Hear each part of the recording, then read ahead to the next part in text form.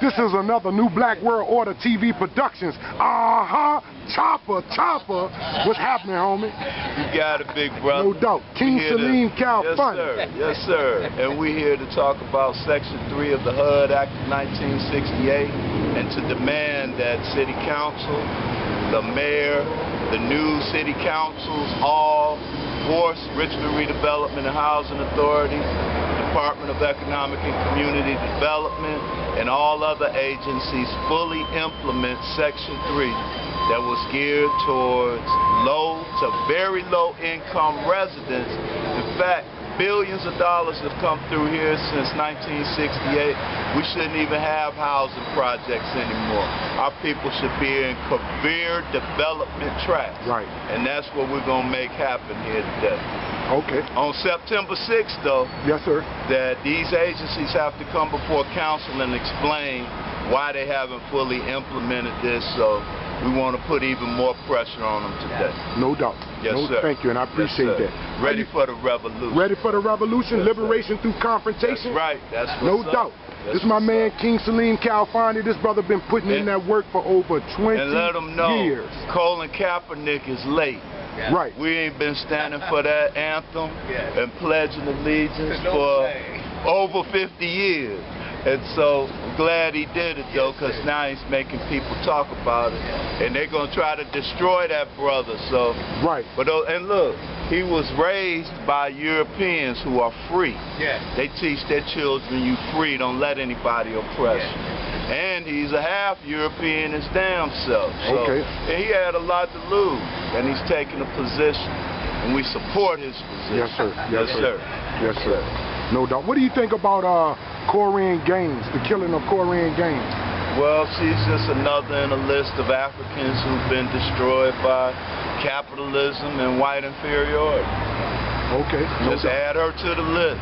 Yeah, of the many people. Yes, sir. Right. From Brother Douglas to King Salim to Rome to everybody, man. We all in the same game. So how you been, King? Struggle continues, brother. Yes, sir.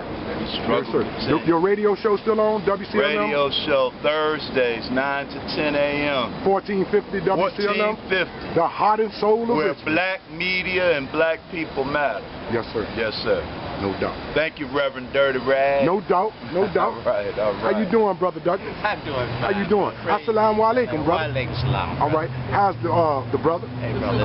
This is a long-time member and supporter of the Nation of Islam, the teachings of the Honorable Elijah Muhammad, affectionately termed the Messenger of Allah. That's right. How's the brother? Everybody's fine. How about you? All right. It's always a blessing to see you. Yes, sir. No doubt. No doubt. So, what brings you out today, brother? Brother, I come to support Brother Salim KHALFANI and also to possibly get a story of this in the Final Call newspaper. In the Final Call? Okay. And very interesting. I was just telling Brother Salim I was not aware that this Section 3 of the HUD Act was from 1968.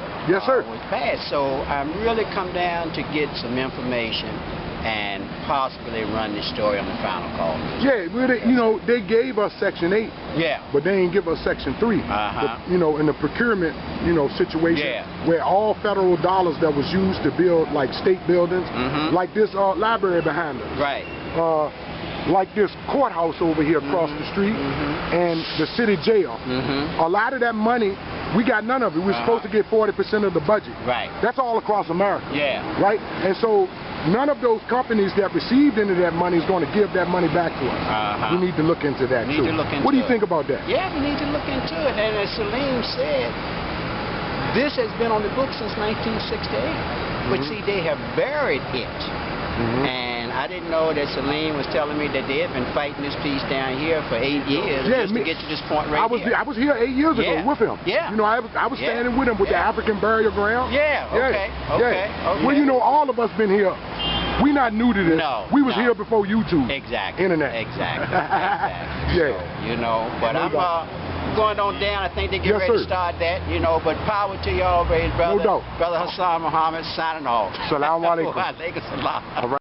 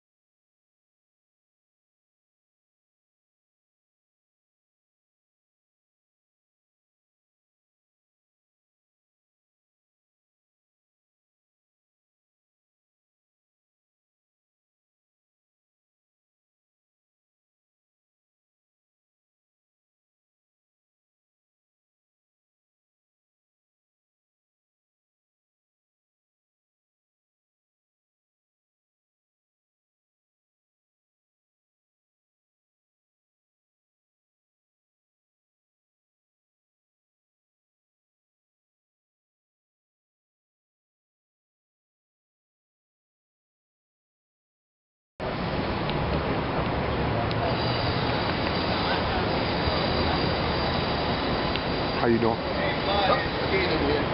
Uncle Marty. Uncle Marty. Hey, big brother. Hey, bro. All right, ladies and gentlemen of the media, we thank you for your attendance here today. This news conference is concerning Section 3 of the HUD Act of 1968. We're here to demand its full implementation in Richmond, and we're coming to other cities and counties as we progress. On September 6th, the organizational meeting of Richmond City Council will take place, and at that time, Richmond Redevelopment and Housing Authority and the Department of Economic and Community Development will have to explain what they're going to do to fully implement this plan, why it hasn't been implemented since 1968, and what has happened to those billions of dollars that have come through Richmond that could have ended public housing as we know it and fully empowered the citizens, the low to very low income residents of Richmond City. We do have one council person here from the 5th District, Mr. Parker Adjalasto, and I would like for him to come forward and let us know why he's here. Thank you. I appreciate the opportunity to address everybody. Essentially, what Section 3 does is it tries to create opportunities for anybody who is living on public assistance, from a housing voucher to living in public housing with RRHA, or even living in Section 8 units. And this is a real big issue for our residents in the city of Richmond, where we've got 24% of them living in poverty, and we have to make sure that we're giving them every opportunity. And Section 3 is a legal requirement to create that opportunity for any dime spent with federal HUD dollars. And the city of Richmond is spending millions of dollars annually on federally HUD-funded support. We need to make sure that we're doing the right processes to communicate to the residents. How do you create a business to be competitive in this environment? How do you get equity in a business, whether it's a co-op or some other form? We also need to make sure that they're having the skill sets to be able to compete for these jobs. Every year there are hundreds of jobs being created on HUD dollars. We want to make sure that the residents of Section 3 are actually the ones who are receiving great employment opportunities from that. That's why I'm here today in support. Thank you. Mr. Adjalasto has always been responsive to this. It's been an almost decades-long struggle to get to this point. And the person who is most instrumental in that is Earl Bradley of Bradley Development, LLC. And I'm actually representing Mr. Bradley. He said he doesn't want to speak. Yeah, and so SALIM KHALFANI Consultants is representing Mr. Bradley, and we've gone over and over and over, and until now we hadn't had city councils, mayors, or anyone from these agencies who were willing to really get down and deal with the full implementation. Next up, I'd like for Lynetta Thompson, president of the Richmond unit of the NAACP, to let you know why she's here supporting Section. Hello, thank you. Well, we're here. The Richmond NAACP branch stands in full support of backing the implementation of the Section 3 policy. It is just astounding to us that it's not being implemented. And this is a way of really trying to equal the playing field. Again, what we're calling on is our community to lobby our city council members, our mayor, which both are up for re-election, to enforce or to hold Richmond Redevelopment and Housing accountable for implementing these Section 3 policies. So we recognize that the people do have the power, but only if they come out and exercise that power. So if we really are serious about eliminating or working to increase jobs, give people of low and low income an opportunity to become employed, to become self-sufficient, then enforce the laws that's on the books. That's right. Enforce what you have already been that's already been mandated by the laws. We just need you to do your job. Compliance. So again, we are here standing in full support because that is what we as an organization, but we as a community are supposed to be doing anyway. So again, we thank Bradley and we stand in full support. And just to add to this, as Ms. Thompson has said, that there are many who have had the opportunity to implement this. The billions of dollars that have come through Richmond, we shouldn't even have public housing. But the money has gone to the same huge conglomerate contractors the German who have benefited. And those who employ or collaborate with public housing residents have gotten almost nil. In fact, get kicked off a job. We have one candidate for the office of mayor that's here. That's Lawrence Williams. We ask him to come forward and tell why he's here. I'm Lawrence Williams. I'm running for mayor. I think it's important that from the top down that we begin to care about the tenants and tenant employment in our city. Oftentimes we marginalize our public housing tenants, and it's time that they be trained. I come from the toughest neighborhood in the city of Richmond, surrounded by public housing, and I see the impact that unemployment has on the tenants and our city. So it's important that we have laws in place now that actually can make a difference. So as mayor, I am promising and pledging that from the top down, there will be a demand with various administrators that if these goals are not met, they could possibly be fired. And I think that's an important issue that needs to be addressed, because if an administrator understands that it's important that he meets these requirements, then we'll have more movement on these issues. So again, it makes a difference. There's going to be a big change at City Hall, and I want to be a part of it. Thank you. Thank you. Right. Yes, sir. Let's give them a black hand. All right. And we have business persons here who have actually experienced what we're talking about when it's related to Section 3 and RRHA and other agencies that the council can bring into line. And that's Brother Nathan Bayer, and he's going to tell us why he's here. Good afternoon. Thank you, Fonte. I'm here because I've got a question for the media, the main media. I've got a question for the persons running for council, running for mayor, running for school board who were invited to this participation. This is about the upliftment of poor people who we always go out to the neighborhoods and talk about what we're going to do for you.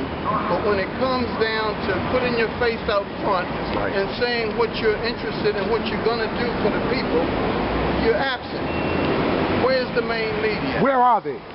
This is the law, and unfortunately what we're doing and what we're faced with in this building is a bunch of lawbreakers. Thank you. All right. And we'd like to add and let you know that Councilwoman from the 6th District of the City of Richmond, Ellen Robertson, wanted to be here, but she sent her legislative liaison, Mr. Kaya Stokes, and he's still standing with us. We'd also like to hear from, everybody, Brother Earl is telling Brother Richard Walker, and he's going to let us know why he's here. Good morning. Section 3 is very important to individuals such as myself, formerly incarcerated individuals that have formerly convicted felons, that barriers are already set in place for them to become gainfully employed. This is an opportunity with these funds that individuals can get the necessary training, the necessary industry-recognized certifications, that they'll be in position that when the conglomerate of minority contractors receive these bids and these contracts, these individuals that we serve, that I serve, will be in position to be able to get gainful employment and be able to move forward. They'll be able to take care of their families, be able to be that positive role model in their communities, be able to be that positive role model for their children, that we will be able to eliminate some of the energies and efforts that have not gone unmet through our collaborative efforts. All right, it's high time that we hold folk accountable for those funds. Yes, sir. You know, money's going to whomever, wherever, but not to the right where we needed to be. Thank you. Marty Jewell. Marty Jewell. Yes, sir. Thank you. 50 years ago, we marched, we fought, we died to have the laws changed to be included in mainstream America. 50 years later, laws are on the books. We're having to march and fight to get government to enforce the very laws that we fought to get passed. This is insane. Black folk are in charge in most of these agencies. And while we expect white folks to do things to us, when our own people do it, the gatekeepers, it has a certain sting to the spirit, and it keeps us down. These people who live in public housing are beat down, and they need us to galvanize ourselves together to fight their cause until they can get in the game. I am so encouraged by this gathering, and I have to note the absence of mainstream media who don't give a damn. They don't report on this on a regular basis, and we need to strike a match wherever it needs to go. That's right. This is the beginning, not the end. Thank you, sir. Thank you. Brother Kenneth Williams, CEO, Adult Alternative Program. Good morning. In my mind and my spirit, I'm the most important person here. Number one, I am reentry. You probably seen me on the news recently. On my TV show. Number two, yes. Number two, we have an adult alternative program. I'm a Class A contractor, Class A/builder. You know, and getting older, I decided, by way of a vision from God, to give something back. And what we do, we provide skill sets to men and women with felony convictions. Also, we provide skill sets to at-risk youth between the ages of 18 and 25. Today, we have over 200 men and women registered. And we've certified by the State Corporation Commission. We have a business plan that was developed by Virginia State University. We're a 501c3 and been there for 4 years. We've been back and forth to the city. We tried to get the real school building that's been voted up for 10 years. You know, and the majority of our people registered are people from the housing projects. You know, we get calls every day. We have to answer what politicians don't answer, the inside and the struggles of the people. We hear that, man, because the people are reaching out for help. So we have a building at 123 West Brooklyn Park Boulevard that was donated to us by BB&T Bank, not the city of Richmond, not people of Richmond, but some totally different entity, man. You know, so our thing now is getting our doors open. We prepare ourselves as like Section 3. We are a Section 3 without the funding. You know, and we got people, like I said, knocking on the doors, calling us every day because they want these skill sets, you know, in the end, once they complete this program, we guide them toward attaining their Class C certification to make them entrepreneurs. So we can forget about banning the box. You know, like I just registered 10 minutes ago for the first time in my life, and I'm 67 years old. You know, for the first time in my life, man. So, you know, right now I'm all about voting, but I'm all about encouraging the reentry citizens that are a part of what we do. We're going to start voting for those people who have our best interests at heart. Right. So you can say all this good stuff, man, but you have to do some showing. Mandate a candidate. It's a show me time, man. Mandate a candidate. I'm here on behalf of Section 3 because we are an agenda. We are an alternative to Section 3, but our agenda and our initiative does the same thing. So encourage everyone to go to our website, www.adultalternativeprogram.com, sign up and register. We believe in God that we're going to have that building and we're going to have it for the years out. Thank you, sir. Let's give him a black hand. That's right. Yeah, I didn't want to speak, but I just Brother Earl Bradley. My name's Earl Bradley. Bradley Development Black Jesus. I'm blessed and honored to have the support of all of these persons that you see and that have spoken. I just want to address the historical aspect of this. Pastor Rodney Hunter is still the president of SALC. This program, as Monty spoke of, goes back to the HUD Act of 1968.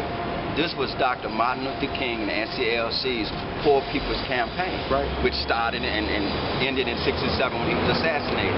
Lyndon Baines Johnson then enacted the 1968 HUD Act, which is about economic empowerment. And thus, that's where it began, and as usual, things were put into place in order to direct it to other folks. Today, 50 years later, as Maude has stated, we're at the point where we can revisit this and make the change, and we'd like to thank all of the officials, such as Parker Adjalasko, such as Ellen Robinson, who has been invested in what we're doing, and we want to continue this. But September the 6th in the City Council Chamber, September the 6th in the City Council Chamber is when the rubber meets the road. What time? At 5 p.m. At 5 p.m. Department of Economic Community Development and Richmond Redevelopment Housing has to present a comprehensive Section 3 plan to the organization committed to determine and define why they have not been implementing it and how now they will be implementing because of the resources and the supporters that we have here. Thank you. Thank you. Reverend Hunter, would you please? Yes, sir. Yes, I'm Rodney Hunter, pastor of Wesley Memorial United Methodist Church, and I'm coming out to support this very important issue, and I want to thank God, too, for persons like King Salim, Marta Jewell, NAACP, persons who are on the firing line to say we not only have to vote, people always want our vote, but we have to make sure that after persons are voted in, they're going to do what we need done. Mandate a candidate. Too much is not being done for those who don't have the economic resources. So we are just standing here together to say that no longer are we going to sit down and be apathetic to some of the injustices that we are seeing in this city. So I just want to say I'm here to stand in support of the brother and sisterhood for the people. Thank you, sir. All right. And as we conclude again, the old idea, Section 3 was passed in 1968 as a response to the Poor People's March and movement to do something about poverty in this country. And you know, to get Congress to sign off on that and the president at that time was a miracle. And since that time, other than in Decatur, Illinois, we don't know where any locality has really fully implemented Section 3. So right here in Richmond, Virginia, we have the opportunity, billions of dollars that were meant for low to very low income residents have gone to the rich fat cats as usual. And we're going to stop that, and we're getting support from City Council and candidates who will be taking over City Council and the offices of mayor here. Most of them, in fact, I want to say that Jack Berry came last Monday. He didn't read his mail properly, so he was saying, well, I'm here, where are you? Well, we're here now. But on September 6th, it's going to be the key day because Richmond Redevelopment and Housing Authority and the Department of Economic and Community Development have to answer the question, where have you been? Why haven't you been implementing this? We've heard all kinds of excuses over the last decade of why they haven't done it, what they've done wrong, and they don't think they're doing anything wrong, but they've done an injustice to poor people since 1968, and it's got to stop right here. So I want to thank all of you for coming out and thank all of you for supporting Earl Bradley and Bradley Development, who has done a yeoman's job of carrying this forward. We even used to have to fight Marty Jewell when he was on council. But the whole idea was that people claim they didn't know, but now we've got business, because the business community knew, and they wouldn't stand up with us. They didn't want to go through this. It's pretty laborious to follow the script and to implement all of those things, but it's the law. And not only that, but Richmond City has its own Section 3 program that follows the federal program. RRHA, DECD, and all of the agencies not only go by the federal Section 3, but they have their own, and they don't implement those. Right. And that's the thing that's been so disgusting, and to try to get those in responsible positions to take positions to support the people and those businesses that hire them, collaborate with joint ventures. You think about it, the people in Creighton Court now should be connecting with Brother Nathan, Brother Kenneth and other businesses, Bradley Development, to form joint ventures where they can move themselves, where they can do the site work, where these millions and millions of dollars, and it's been unfair, it's really been criminal, but it's nationwide. And I want to tell a secret, because HUD told us they know that these agencies aren't implementing these laws, but they don't do any damn thing about it. That's the tragedy that we face. So we're going to have to make them do what they law prescribes for them to do. So thank you, and any of these luminaries will be available for individual interviews. But thank you, and we need all those pictures and this good film so that we can get the word out, especially for September 6th, 5 p.m. for the organizational meeting. Maybe we'll get a mayor this time. Maybe we'll get a mayor this time that will do the right thing and hold everybody accountable for what needs to take place. Thank you very much. Good on.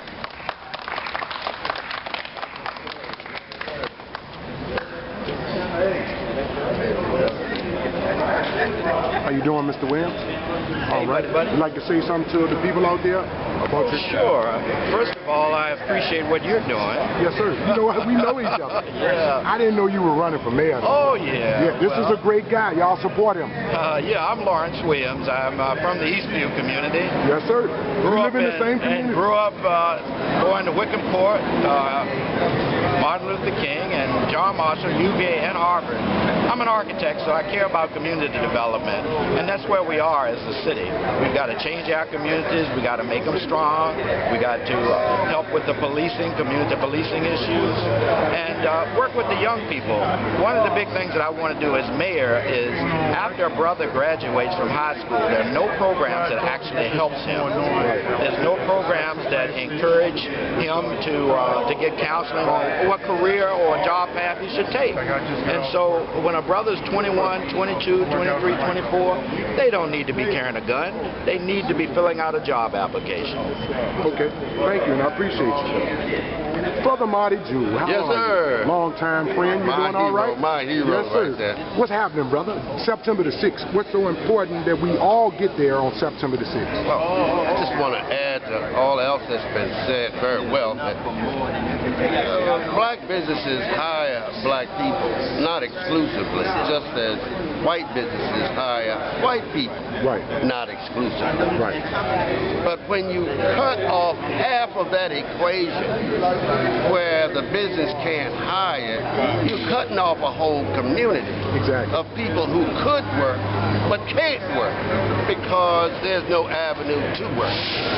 This is the sin, and this is the crime of not fulfilling Section 3 requirements that, in essence, has robbed our people for 50 years. We've been robbed.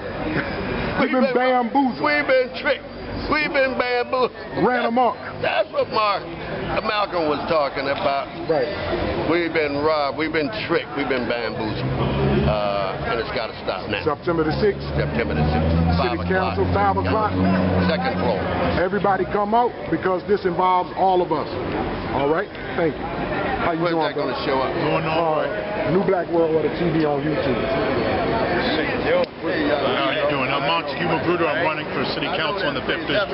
Okay. Nice to meet you. Nice to meet you. I'm King Shaw of New Black World Order TV. Go ahead and say something to the people. Well, I would like to say that first, I believe that it's about time that the RRHA answer for many things, including their non-compliance with the Section 3 and procurement laws. Yes, and it's more than that, quite frankly, because when you see that RRHA has been charging public housing residents all kinds of crazy fees, and that they've been squandering people out of their money. You know, it seems to me that RRHA given the current leadership in City Council and in the Mayor's office, has failed to ensure that the RHA is held accountable and upholds their end of the bargain, just like they expect their residents to uphold their end of the bargain. Okay, so which district are you running for? I'm running in the 5th District. I'm running it against Parker Acalesto and Gerald Sawyer. Okay. In the 5th. All right. You sound like you taking this issue pretty serious, and I support you. All of those people that live in the district in my city, go out and check this candidate out right here. This brother seems to have his mind focused on some important issues. Yes. Welcome and thank you. And we may interview you again. Will you be back on the 6th? Okay. Yes, I'm usually off on Monday. Okay. Anyway, so I could come right over here. Okay. And catch the meeting. Okay. So I wouldn't mind being here at all. No doubt. Thank you, brother. I appreciate that. You're welcome. All right. Years never been That makes you. What's up, brother? Hey, how you doing, How are man? you? Good to see I ain't you. seen you in a long time. Yeah. I need to Remember bring from you the on, TV man. show? Yeah. Yeah. Yeah. Yeah. How you doing? All right. So September the 6th. How is it important that the people come out September the 6th? Oh, it's very important people come out September the 6th, man. You know, this thing has been going on for all these years, and you know, we as a people, man, haven't been taking a stand where we should. But now it seems like with the civil rights movement and the voters registration and the governors making this move, and things are coming alive, man. So we need to jump into this. Yeah, because we got, me and you got like 200 people registered. Oh yeah. Remember? Yes, when I brought you on my TV show, New Black World Order TV, and a lot of the people were waiting, but I was telling them how they put stumbling blocks in your way. Absolutely, yes. You know what I'm saying? Now we having a voting drive. We have a voter registration drive on September the 3rd at 123 West Brooklyn Park Boulevard. We're doing back to school drive and we're doing voter registration at the same time. And which day is this again? It's September the 3rd. Okay, Richmond, Virginia. Richmond, Virginia, 123 West Brooklyn Park Boulevard. At what time? From 12 to 2. Okay. All right, thank you, brother. I appreciate you coming out to New Black World Order TV. My pleasure. I shall see you on September the 6th. Always good to see you, man. All right, thank you, brother. Yeah. Thank you. Yes, ma'am. How are you? How you doing? NAACP, how are you? Yes, I'm doing. Would you like to tell the people how important it would be to come out September the 6th? It is so important that you come out on September the 6th. We have an opportunity here in Richmond to what I consider level the playing ground. Okay. And that means if we can get the city, the governor, to hold these agencies accountable, there are resources to train people, to get employment, but if we don't get the information out, if you don't show up and show that this is what you demand, and that's just them doing their job, right, and being accountable, then it won't happen. So we need you in the place on September the 6th to make that happen. At 5 p.m.? At 5 p.m. Here, 900 Broad Street? 900 Broad Street. We need to pack it out. This is for our children, our generation, our legacy. All right. And thank you, and I appreciate you. And it's a pleasure meeting you. You too. What's your name? My name is Shah, King Shah. Yeah, I've been involved with this fight for at least 8 years with them, with King Salim, Saad Alameen, Earl Bradley. We all had radio shows on WCLM. I was on WCLM for like 5 years. I'm Reverend Dr. Dirty Rags. Okay. The controversial. But you know something? When you tell the truth, you're controversial. I know. Okay, just tell us and don't stop. Yeah, I was born to do this. Amen. Yeah.